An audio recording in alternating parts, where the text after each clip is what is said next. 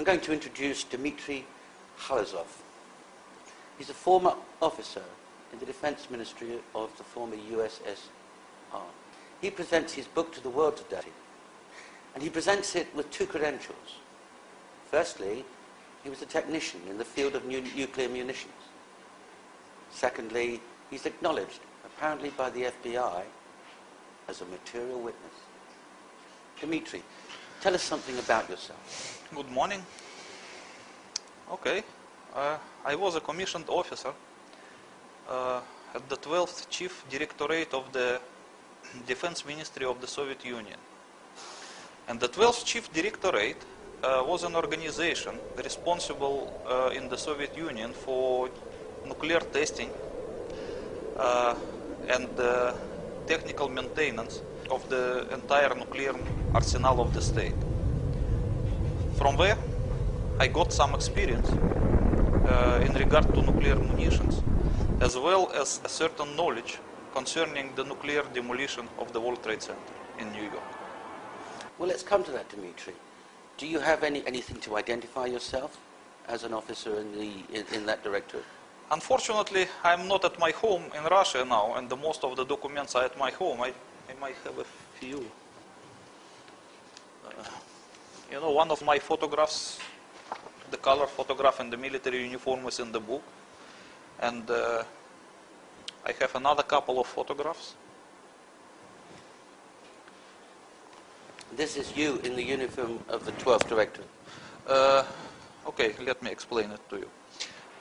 You know, the 12th Chief Directorate, because it's considered to be a nuclear arsenal of the state, they usually wore gunnery uniform, like artillery uniform, as being arsenal. But I used to serve in some smaller department of the 12th Chief Directorate, which they call Special Control Service. Otherwise, it's nuclear intelligence. And in that particular department, they wear aviation uniform. That's why my uniform is like a pilot uniform. You know, that was tradition from the beginning of this service, because the first nuclear explosions, the first nuclear tests were in atmosphere. That's why the control service use airborne flying laboratories based on some cargo planes to fly and to collect data from atmospheric nuclear explosions. And since then they have the tradition of wearing the aviation uniform. So when the nuclear testing moved underground, they no longer need to use the flying laboratories, because they use some other means like seismic control. But the uniform is still remain. That's why it's an aviation uniform. So but it does not mean that I am a pilot. So this was a highly specialized unit? Yes, yes. It's not actually a unit, it's quite a big organization which has a lot of military units of its own. It's like a network. And within that unit, what was your job? When I studied in the military college, I was released as a communication engineer. And I was appointed as an officer within the 12th Chief Directorate first, and then transferred to the Special Control Service, where I used to serve about 5 years. And my position was a chief of shift, which was responsible for receiving and collecting data from the periphery laboratories concerning nuclear explosions.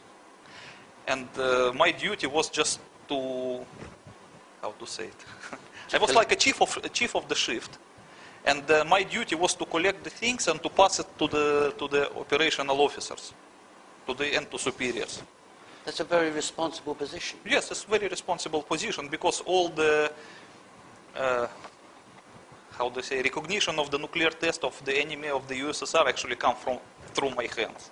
I was the chief. I understand. Where were you born? Let's talk about your early time. I was born in some small city near Moscow, about 40 kilometers from Moscow, named Golitsyn. This city still exists. Mm-hmm. And when did you leave the service? At the present time? Yeah. I live in Bangkok, Thailand. No, when did you leave the service of the Soviet? I quitted this military service at 1992. at the time of the dissolution of the Soviet Union.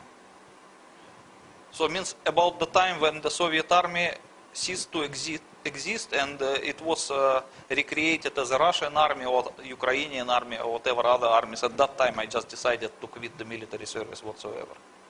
Understood. But during that 5 years in that special unit, Yes. you're interfacing both with technicians exploding nuclear devices underground, and you're interfacing with senior officers with the data from those tests. Is that right? Yes, because the 12th Chief Directorate was the organization primarily responsible for nuclear testing of the Soviet Union. I knew a lot of officers who were involved in that, and I was friendly with many of them. And because I served in particularly the Soviet nuclear intelligence, which was responsible for detecting nuclear explosions of the various adversaries of the Soviet Union, I also have experience of the nuclear testing of the others. And is this your official... Yeah, that is one of the very few military documents that I managed to keep with me. It's, in here I'm still young, and it was from the military college, one of the documents. Understood. Thank you. You describe yourself in your book as a big fish in the story of September the 11th. I believe that it's clear in the book that the chart that you exhibit puts you on the same page as some very dangerous figures. You understand. You mean this Yes, one? Yes. Well, Take us through the chart. you know, it would not be decent probably to say that I am a big fish. I'm not. But the American FBI believes so. Okay. So this definition does not come from me. It comes from the Americans. Okay. So as you can see in this chart, the Americans put me in the same line with notorious terrorists, the September 11 hijackers, the 2002 Bali bombers, like Mr. Hambali, with Mr. Hani Hamoir, who is accused of supplying the passports for the September 11 hijackers, and even with a certain Dr. Haji Mohammed Husseini. As you can see that I'm next to him in the same row, who in opinion of the American is the biggest fish in this network.